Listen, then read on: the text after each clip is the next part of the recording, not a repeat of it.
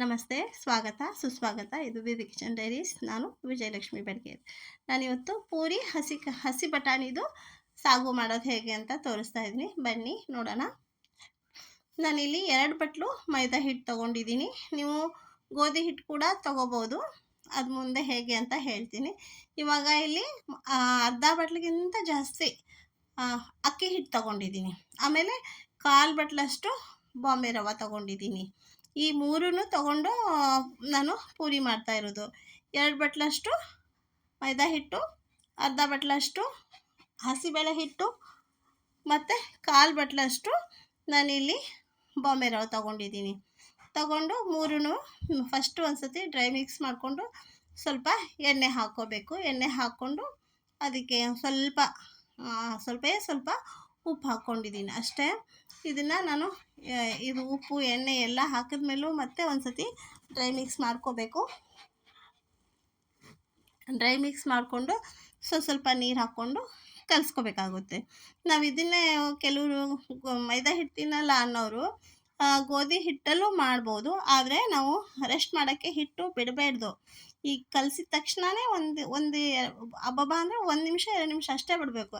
ಹಿಂದೆನೇ ಪೂರಿ ಮಾಡಿಬಿಡ್ಬೇಕು. ಇಲ್ಲ ಅಂದರೆ ಅದು ಪೂರಿ ಗೋಧಿ ಹಿಟ್ಟಿಂದು ಅಕ್ಕಿ ಹಿಟ್ಟು ಬಾಂಬೆ ರವೆ ಅಂದರೆ ಎಣ್ಣೆಯಲ್ಲಿ ಒಡೆಯೋ ಚಾನ್ಸಸ್ ಇರುತ್ತೆ. ಹಾಗಾಗಿ ಅದನ್ನ ಇಡಲೇಬೇಡ್ದು. ಗೋಧಿ ಹಿಟ್ಟಿಂದ ಮಾಡೋರಾದರೆ. ಮೈದಾ ಹಿಟ್ಟಿಂದ ಮಾಡೋರಾದರೆ ಒಂದು ಅರ್ಧ ಗಂಟೆ 3/4 ಗಂಟೆ ನೆನೆಯಕ್ಕೆ ಬಿಟ್ಟರು ಪರವಾಗಿಲ್ಲ. ಚೆನ್ನಾಗಿ ಕ್ರಿಸ್ಪಿಯಾಗಿ ಸೂಪರಾಗಿ ಬರುತ್ತೆ. ಹೋಟ್ಲಲ್ಲಿ ಕೂಡ ಇಷ್ಟು ಚೆನ್ನಾಗಾಗಲ್ಲ, ಅಷ್ಟೊಂದು ಚೆನ್ನಾಗಾಗುತ್ತೆ. ಅದೇ ಹೇಳಿದ್ನಲ್ಲ 2 ಬಟ್ಲ, ಅದು 2 ಬಟ್ಲು, ಇದು ಅರ್ಧ ಬಟ್ಲು, ಇದು 1/4 ಬಟ್ಲು. ಆ ಥರ 3 ಹಿಟ್ಟು ತೊಗೊಂಡು ಚಪಾತಿ ಹಿಟ್ಟು ಥರ ಕಲಸಿ ನಾನಿಲ್ಲಿ ಅರ್ಧ 3/4 ಗಂಟೆ ಇಟ್ಬಿಡ್ತೀನಿ. ನಾನು ಅಷ್ಟೊತ್ತಿಗೆ ಸಾಗು ಮಾಡೋದಕ್ಕೆಲ್ಲ ರೆಡಿ ಮಾಡ್ಕೊತಾ ಇದ್ದೀನಿ.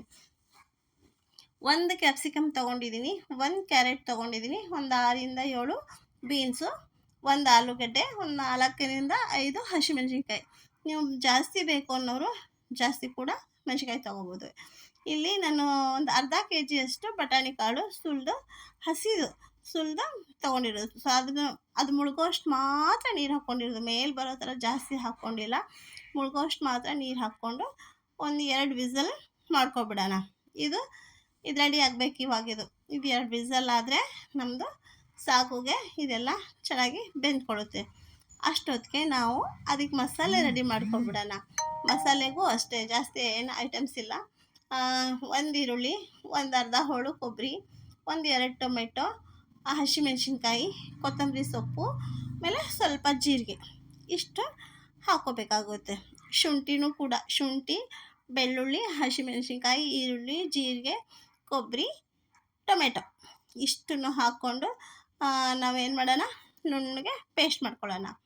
ಇದು ಪೇಸ್ಟ್ ಆಗಬೇಕು. ಮತ್ತು ವಿಪಿ ಕಿಚನ್ ಡೈರೀಸ್ ಸಬ್ಸ್ಕ್ರೈಬ್ ಮಾಡ್ಕೊಳ್ದೇ ನೋಡ್ತಾ ಇರೋರಾದರೆ ಪ್ಲೀಸ್ ಸಬ್ಸ್ಕ್ರೈಬ್ ಮಾಡ್ಕೊಳ್ಳಿ. ನಾನು ಇವಾಗ ಇದನ್ನು ಕುಕ್ಕರ್ ಆರಿದೆಯಾ ಅಂತ ನೋಡಿದೆ, ಆರಲಿಲ್ಲ. ನಾವು ಒಗ್ಗರಣೆ ಹಾಕೊಳ್ಳೋಷ್ಟೊತ್ತಿಗೆ ಆರುತ್ತೆ ಅಂದ್ಬಿಟ್ಟು ಮತ್ತೆ ಅಲ್ಲೇ ಬಿಟ್ಬಿಟ್ಟೆ ಅದನ್ನು. ಇವಾಗ ನಾನು ಇದಕ್ಕೆ ತುಪ್ಪ 1 ಸ್ಪೂನು ತುಪ್ಪ ಹಾಕ್ಕೊತಾ ಇದ್ದೀನಿ. ತುಪ್ಪ ಬೇಡ ಅನ್ನೋರಾದರೆ ಎಣ್ಣೆ ಕೂಡ ಹಾಕ್ಕೋಬೋದು. ಇಲ್ಲ ಎಣ್ಣೆ ತುಪ್ಪ ಸ್ವಲ್ಪ ಹಾಕ್ಕೊತೀನಿ ಅಂದರು ಹಾಗೂ ಕೂಡ ಮಾಡ್ಬೋದು. ಸ್ವಲ್ಪ ತುಪ್ಪ ಹಾಕಿದ್ರೆ ಟೇಸ್ಟ್ ಸ್ವಲ್ಪ ಚೆನ್ನಾಗಿ ಕೊಡುತ್ತೆ ಅನ್ನೋದಕ್ಕೋಸ್ಕರ ಅಷ್ಟೇ ತುಪ್ಪ ಹಾಕ್ಕೊತಿದ್ದೀನಿ. ಬೇಡ ನಾವು ಎಣ್ಣೆಯಲ್ಲೇ ಮಾಡ್ಕೊತೀವಿ, ತುಪ್ಪ ತಿನ್ನಲ್ಲ ಅನ್ನೋರಾದರೆ ಹಾಗೂ ಕೂಡ ಮಾಡ್ಕೊಬೋದು. ನಿಮ್ಗೆ ಹೇಗೆ ಇಷ್ಟನೋ ಹಾಗೆ ಮಾಡ್ಕೊಳ್ಳಿ. ಆದರೆ ಈ ಪೂರಿ ಸಾಗು ತಿಂದವ್ರು ಮಾತ್ರ ಮಕ್ಕಳಾದರೆ ವಾವ್ ಮಮ್ಮಿ ಏನು ಸೂಪರಾಗಿ ಮಾಡಿದ್ಯಾ ಅಂತಾರೆ. ದೊಡ್ಡವರಾದರೆ ತುಂಬ ಚೆನ್ನಾಗಿ ಮಾಡಿದ್ಯಾ, ಎಲ್ಲಿ ಕಲ್ತ್ಕೊಂಡಿದ್ಯಾ ಅಂತಲೇ ಕೇಳ್ತಾರೆ. ಅಷ್ಟೊಂದು ಚೆನ್ನಾಗಾಗುತ್ತೆ. ಇದು ಪೂರಿಗೂ ಅಷ್ಟೇ.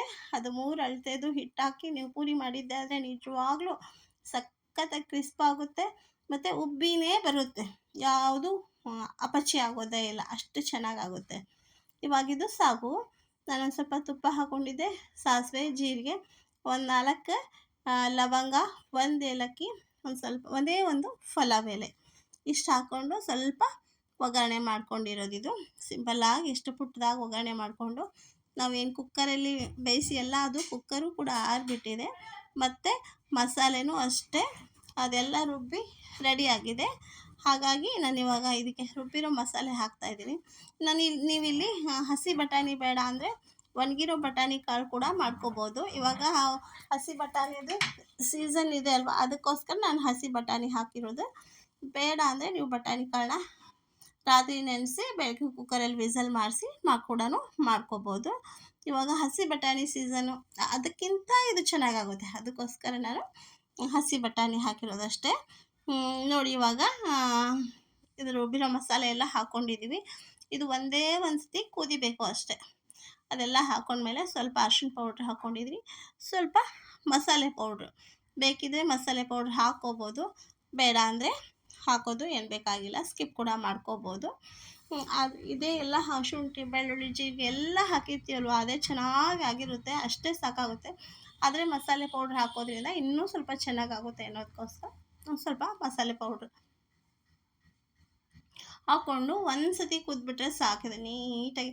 ಇದೆಲ್ಲ ಕುದೀತಾ ಇದ್ದಂಗೆ ಘಮ್ ಅಂತ ಇರುತ್ತೆ, ಅದೇನು ಚೆನ್ನಾಗಿ ಪರಿಮಳ ಬರ್ತಾ ಇರುತ್ತೆ. ಹಾಗಾಗಿ ಇಷ್ಟ ಆಯ್ತಾ ಇವಾಗ ಆವಾಗಲೇ ನಾವು ಕುಕ್ಕರ್ ಆರಿಬಿಟ್ಟಿದೆ. ನಾವಿವಾಗ ಕೂಡ ಕುಕ್ಕರಲ್ಲಿ ಬೇಯಿಸ್ಕೊಂಡಿರೋದೆಲ್ಲ ಇದಕ್ಕೆ ಸ್ವಲ್ಪ ಹಾಕ್ಕೊಂಬಿಡೋಣ. ಹಾಕ್ಕೊಂಡು ರುಚಿಗೆ ತಕ್ಕನಾದಷ್ಟು ಉಪ್ಪು, ಸ್ವಲ್ಪ ಬೆಲ್ಲ ಹಾಕಿ ಮಾಡಿಬಿಟ್ರೆ ಸಾಕು. ಇದು ಸಾಗು ಕೂಡ ಸಖತ್ತಂದರೆ ಸಖತ್ತಾಗುತ್ತೆ. ನಿಜವಾಗ್ಲೂ ಮಾಡಿ ನೀವು ಕೂಡ ಹೇಗೆ ಬಂತು ಅಂತ ನೀವು ಹೇಳೋದೇ ಬೇಕಾಗಿಲ್ಲ, ಮಾಡಿದ್ರೆ ನಿಜವಾಗ್ಲೂ ನಿಮಗೆ ಎಷ್ಟು ಖುಷಿ ಆಗುತ್ತೆ. ಎಲ್ಲರೂ ವಾವ್ ವಾವ್ ಅಂತಾರೆ, ಸಖತ್ತಾಗಿದೆ ಸೂಪರ್ ಆಗಿದೆ ಅಂತಲೇ ಹೇಳ್ತಾರೆ, ಅಷ್ಟೇ ಚೆನ್ನಾಗಾಗುತ್ತೆ. ನಿಜವಾಗ್ಲೂ ಮಾಡಿ ನೋಡಿ ನೀವು. ಈ ಥರ ಹಸಿ ಬಟಾಣಿಯಲ್ಲಿ ಸಾಗು, ಒಣಗಿರೋ ಬಟಾಣಿ ಕಾಳಲ್ಲಿ ಬಟಾಣಿನೂ ಅಂತ ಹೇಳ್ತಾರೆ, ಬಟಾಣಿನೂ ಅಂತಲೇ ಹೇಳ್ತಾರೆ. ಒಣಗಿರೋದ್ರಲ್ಲಿ ಆಲ್ಮೋಸ್ಟ್ ನಾವು ಎಲ್ಲರೂ ಮಾಡ್ತೀವಿ, ಹಸಿ ಬಟಾಣಿಯಲ್ಲಿ ತುಂಬ ತುಂಬ ತುಂಬ ಚೆನ್ನಾಗಾಗುತ್ತೆ. ಇದು ಕುದೀತಾ ಇದ್ದಂಗೆ ಅಡುಗೆ ಮನೆ ಎಲ್ಲ ಘಮ್ ಅನ್ನುತ್ತೆ, ಅಷ್ಟು ಚೆನ್ನಾಗಾಗುತ್ತೆ. ಹಾಗಾಗಿ ನೋಡಿ ಇವಾಗ ಇಷ್ಟ, ಇದು ಒಂದು ಸತಿ ನೀಟಾಗಿ ಕುದ್ದುಬಿಟ್ರೆ ಮುಗ್ದೋಯ್ತು ಅಷ್ಟೇ. ಇದನ್ನ ಏನು ಮಾಡೋಣ ನಾವು, ಅದಕ್ಕೆ ಉಪ್ಪು ಸ್ವಲ್ಪ ಬೆಲ್ಲ ಬೇಕಿದ್ರೆ ಹಾಕ್ಕೋಬೋದು. ಇನ್ನು ಒಂದು ಹೇಳೋದು ಮರೆತೆ, ನಮ್ಮ ಮನೆಗೆ ಸ್ವಲ್ಪ ಹುಳಿ ತಿಂತೀವಿ, ಸ್ವಲ್ಪ ಹುಳಿ ಹುಳಿ ಆಗಬೇಕು ಅಂದರೆ ಒಂದು ಸ್ವಲ್ಪ ನಾನು ಇಲ್ಲಿ ಟೊಮೆಟೊ ಅಷ್ಟೇ ಹಾಕ್ಕೊಂಡಿದ್ದೀನಿ. ಇಷ್ಟೇ ಹುಣಸೆಹಣ್ಣು ಕೂಡ ಹಾಕ್ಕೋಬೋದು, ಬೇಡ ಅಂದರೆ ಬರೀ ಟೊಮೆಟೊ ಅಷ್ಟೇ ಹಾಕ್ಕೋಬೋದು. ಉಪ್ಪು ಹಾಕ್ಕೊಂಡೆ, ಒಂದು ಸ್ವಲ್ಪ ಬೆಲ್ಲ ಹಾಕ್ಕೊಂಡೆ. ನಾವು ಏನೇ ಖಾರದ ಅಡುಗೆ ಮಾಡಿದ್ರೂ ಕೂಡ ಒಂಚೂರು ಬೆಲ್ಲ ಹಾಕಿದ್ರೆ ತುಂಬ ಚೆನ್ನಾಗಾಗುತ್ತೆ, ಅದೇ ಒಂಥರ ರುಚಿ ಕೊಡುತ್ತೆ. ಹಾಗಾಗಿ ಒಂಚೂರು ಬೆಲ್ಲ ಹಾಕ್ಬಿಟ್ಟು ಇವಾಗ ಒಂದು ಸತಿ ಚೆನ್ನಾಗಿ ಕುದ್ಬಿಟ್ರೆ ಆಯ್ತು. ಇವಾಗಿದೆ ಇಷ್ಟೇ. ಇದ್ರ ಜೊತೆಗೆ ಕಾಯಿ ಚಟ್ನಿ ಮಾಡಿದ್ದೀನಿ, ಆದರೆ ತೋರಿಸಿಲ್ಲ. ಕಾಯಿ ಚಟ್ನಿ ನೋಡಿ ರೆಡಿಯಾಗಿದೆ. ಇದು ಇಷ್ಟೇ, ತುಂಬ ಈಸಿ ಮತ್ತು ತುಂಬ ಸುಲಭ, ಸ್ವಲ್ಪ ಬೇಗನೂ ಆಗುತ್ತೆ. ನಾವು ಸ್ವಲ್ಪ ಬೇಗ ಮಾಡಿಕೊಂಡ್ರೆ ಬೇಗ ಆಗಿಬಿಡುತ್ತೆ ಅಷ್ಟೇ. ಇಷ್ಟು ಆಗೋ ಅಷ್ಟರಲ್ಲಿ ಎಣ್ಣೆ ಕಾಯಕ್ಕೆ ಇಟ್ಬಿಟ್ಟಿದ್ದೆ ನಾನು. ಅದು ಸಾಂಬಾರಿಗೆಲ್ಲ ಸಾಗುಗೆಲ್ಲ ಒಗ್ಗರಣೆ ಹಾಕೋಷ್ಟರಲ್ಲಿ ಎಣ್ಣೆ ಇಟ್ಬಿಟ್ಟಿದ್ದೆ. ಎಣ್ಣೆನೂ ರೆಡಿಯಾಗಿದೆ. ಹಿಟ್ಟು ಆವಾಗಲೇ ಒಂದು ಅರ್ಧ ಗಂಟೆ ಮೇಲೆ ಆಯಿತು ನಾನು ಇದನ್ನು ಕಲಸಿಟ್ಬಿಟ್ಟು. ಇವಾಗ ನೋಡಿ ಕರೆಕ್ಟ್ ಒಳ್ಳೆ ಹದದಲ್ಲಿದೆ ಹಿಟ್ಟು. ಇದನ್ನು ಪೂರಿ ಮಾಡೋಣ. ಪೂರಿ ಮಾಡಿ ಒಂದೊಂದೇ ಹಾಕ್ತಿದ್ದಂಗೆ ಅದಾಗದೇ ಉಬ್ಬಿ ಮೇಲೆ ಬರುತ್ತೆ. ಯಾರು ನಮ್ಗೆ ಹೇಳ್ತಾರೆ ನೋಡಿ ಎಷ್ಟೋ ಜನ, ನಾನು ಪೂರಿ ಮಾಡಿದ್ರೆ ಅದು ಯಾಕೋಪ್ಪ ಮಲ್ಕೊಂಡ್ಬಿಡುತ್ತೆ, ಅಪ್ಪಚ್ಚಿ ಆಗಿಬಿಡುತ್ತೆ, ಚೆನ್ನಾಗಿ ಉಬ್ಬಲ್ಲ ಅಂತ ಹೇಳ್ತಾರೆ. ಹಾಗೇನೂ ಆಗಲ್ಲ, ಯಾರೇ ಮಾಡಿದ್ರು ಈ ಅಳತೆಯಲ್ಲಿ ಹಿಟ್ಟೆಲ್ಲ ಹಾಕಿ ಯಾರೇ ಮಾಡಿದ್ರು ಕೂಡ ಚೆನ್ನಾಗಿ ಉಬ್ಬಿ ಬರುತ್ತೆ. ಎಷ್ಟು ಚೆನ್ನಾಗಿ ಉಬ್ಬುತ್ತೆ ಅಂದರೆ ಅಷ್ಟು ಚೆನ್ನಾಗಿ ಉಬ್ಬುತ್ತೆ. ಆದರೆ ಬೆಳಗಿನ ನಾಷ್ಟಕ್ಕೆ ನಾನು ಮಾಡ್ತಾ ಇರೋದು ಸ್ವಲ್ಪ ಗಡಿಬಿಡಿ ಆಯಿತು, ಹಾಗಾಗಿ ಫಟಾಫಟ್ ಅಂತ ಬೇಗ ಮಾಡಿದೆ. ನಿಧಾನಕ್ಕೆ ಮಾಡೋಷ್ಟು ಟೈಮ್ ಇರಲಿಲ್ಲ, ಹಾಗಾಗಿ ಒಂದು ಹಿಂದೆ ಒಂದು ಪಟ್ ಅಂತ ಮಾಡಿಬಿಟ್ಟೆ. ಹಾಗಾಗಿ ಸ್ವಲ್ಪ ನಾನು ತೋರಿಸೋದು ಗಡಿಬಿಡಿ ಎಲ್ಲ ಆಯಿತು ಏನೋ ಅನ್ಕೋತೀನಿ. ಇಷ್ಟೇ, ಇದು ತುಂಬ ಚೆನ್ನಾಗಿ ಪೂರಿನೂ ಬರುತ್ತೆ. ಚಟ್ನಿನೂ ರೆಡಿಯಾಗಿದೆ, ಚಟ್ನಿ ಮಾಡಿಬಿಟ್ಟಿದ್ದೀನಿ ಆವಾಗಲೇ. ಚಟ್ನಿನೂ ರೆಡಿಯಾಗಿದೆ, ಸಾಗುನೂ ರೆಡಿಯಾಗಿದೆ, ಇನ್ನೇನು ಇವಾಗ ಪೂರಿನೂ ರೆಡಿ ಆಯಿತು. ಅಷ್ಟೇ, ಇವಾಗ ನಾಷ್ಟ ಮಾಡೋದಷ್ಟೇ, ಎಲ್ಲ ಅಷ್ಟೇ. ಬೇಗ ಬೆಳಗಿನ ಗಡಿಬಿಡಿಯಲ್ಲಿ ಸ್ವಲ್ಪ ಎಲ್ಲ ಮಾಡೋದು ಅಂದರೆ ಸ್ವಲ್ಪ ಟೈಮ್ ತೊಗೊಳುತ್ತೆ. ಹಾಗೆ ಇನ್ನೊಬ್ರು ಯಾರಾದರೂ ಕೈಗೆ ಮಾಡ್ಕೊಡೋರಿದ್ದರೆ ಬೇಗ ಆಗ್ಬಿಡುತ್ತೆ, ಅದೇನು ದೊಡ್ಡ ಮಹಾ ಅಲ್ಲ. ಆಯಿತು ನೋಡಿ, ಇವಾಗ ಎಷ್ಟು ಚೆನ್ನಾಗಿ ಉಬ್ಬಿ ಬಂತಲ್ವ. ನಾನು ಇನ್ನೂ ಒಂದು 4 ಪೂರಿ ತೋರಿಸೋಣ ಅಂದರೆ ಆಗ್ತಾಯಿಲ್ಲ ನನಗೆ. ಹಾಗಾಗಿ ನೋಡಿ ಇವಾಗ ಇದು ಹಾಕ್ತಾ ಇದ್ದಂಗೆ ಅದು ಹೆಂಗೆ ಮೇಲೆ ಉಬ್ಬಿ ಬಂದುಬಿಡ್ತು. ಇದೇ ಥರ ಎಲ್ಲ ಪೂರಿಗಳು ಅಷ್ಟೇ ಬೇಗ ಚೆನ್ನಾಗಿ ಗುಂಡಿಗೆ ಬರುತ್ತೆ ಎಲ್ಲ ಪೂರಿ ಕೂಡ. ನೀವು ಕೂಡ ಮಾಡಿ ಹೇಗೆ ಬಂತು ಅಂತ ಕಮೆಂಟ್ ಮಾಡೋದನ್ನು ಮರಿಬೇಡಿ. ಚಾನಲ್ನ ಸಬ್ಸ್ಕ್ರೈಬ್ ಮಾಡ್ಕೊಳ್ಳಿ ಅಂತ ಹೇಳ್ತಾ, ಲೈಕ್ ಶೇರ್ ಕಮೆಂಟ್ ಮಾಡಿ ಅಂತ ಹೇಳ್ತಾ, ಮತ್ತೆ ಇನ್ನೂ ಒಂದು ಹೊಸ ವಿಡಿಯೋ ಜೊತೆಗೆ ಬರ್ತೀನಿ. ಇಷ್ಟೊತ್ತರೆಗೂ ಸಹನೆ ತಾಳ್ಮೆ ಪ್ರೀತಿಯಿಂದ ನೋಡಿರೋ ನಿಮಗೆಲ್ರಿಗೂ ತುಂಬ ಧನ್ಯವಾದ. ಇಷ್ಟ ಹೇಳೋಕ್ಕೆ ಇಷ್ಟಪಡ್ತೀನಿ. ನೋಡಿ ಚೆನ್ನಾಗಿದೆ ಅಲ್ವಾ ಪೂರಿ ಸಾಗು ಚಟ್ನಿ. ನೋಡಿ ನೀವು ಕೂಡ ಮಾಡಿ ಹೇಗೆ ಬಂತು ಅಂತ ಹೇಳೋದಂತೂ ಖಂಡಿತ ಮರಿಬೇಡಿ. ನೋಡಿ ನೋಡೋಕ್ಕೆ ಎಷ್ಟು ಕ್ಯೂಟಾಗಿ ಪೂರಿ ಚಟ್ನಿ ಸಾಗು ಚೆನ್ನಾಗಿ ಕಾಣಿಸ್ತಾ ಇದೆ ಅಲ್ವಾ.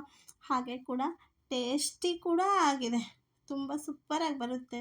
ಇನ್ನು ನೀವು ಯಾರೇ ಮಾಡಿರಿ 100ಗೆ 100 ಮಾರ್ಕ್ಸೇ ಸಿಗುತ್ತೆ, ಅಷ್ಟು ಚೆನ್ನಾಗಾಗಿದೆ ಅಷ್ಟೇ. ಇವಾಗ ಮತ್ತು ನೆಕ್ಸ್ಟ್ ವಿಡಿಯೋ ಇನ್ನೂ ಒಂದು ಸಿದ್ಧಾರೂಢ ಮಠದ ವಿಡಿಯೋ ಹಾಕ್ತೀನಿ ಅಂತ ಹೇಳಿದ್ದೆ. ನಾನು ಮತ್ತೆ ಒಂದು ಸತಿ ಹುಬ್ಳಿಗೆ ಹೋಗ್ತಾಯಿದ್ದೀನಿ, ಅಲ್ಲಿ ಸಿದ್ಧಾರೂಢ ಅಜ್ಜ ಅವ್ರದ್ದು ಇನ್ನೂ ಒಂದು ವಿಡಿಯೋ ಹಾಕ್ತಾಯಿದ್ದೀನಿ.